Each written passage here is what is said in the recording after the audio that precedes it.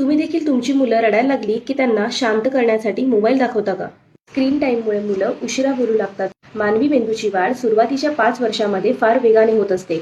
याच वेळी नवीन न्यूरॉन्स आणि न्यूरॉनल कनेक्शन्स डेव्हलप होत असतात. आणि या विकासाच्या सगळ्यात महत्त्वाच्या टाईम पिरियडमध्ये तुमची मुलं जर का जास्त वेळ स्क्रीन टाईममध्ये घालवत असतील तर डेफिनेटली त्यांच्या मेंदूवरती याचा परिणाम होतो. मुलांमध्ये स्पीच डेव्हलप होण्यासाठी ह्युमन इंटरॅक्शन आणि कम्युनिकेशन फार महत्त्वाचं आहे.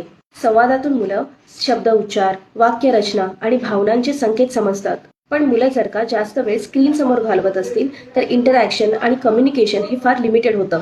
परिणामी डिलेड स्पीच, लक्ष केंद्रित करण्याची क्षमता कमी होणे, शिवाय लॅक ऑफ मेमरी हे देखील जाणवते. त्याशिवाय लहान मुलांसाठी जे असणारे स्क्रीन शोज लाईक कार्टून्स हे पूर्वीचे आणि आताचे यामध्ये फार फरक आहे.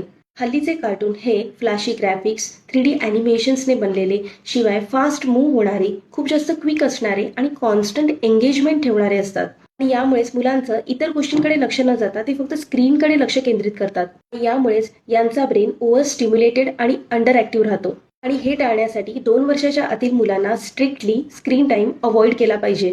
2 वर्षावरील मुलांना दिवसभरामध्ये जास्तीत जास्त 1च तास स्क्रीन टाईम दिला गेला पाहिजे. त्याशिवाय मुलांना प्रत्यक्ष खेळ खेळणे, पझल सॉल्व्ह करणे किंवा त्यांच्याशी गप्पा मारणे, दिवसभर काय झालं हे त्यांचं ऐकून घेणे, त्याशिवाय त्यांना गोष्टी सांगणे, यामुळे त्यांचं इमॅजिनेशन स्ट्रॉंग होण्यासाठी मदत होते.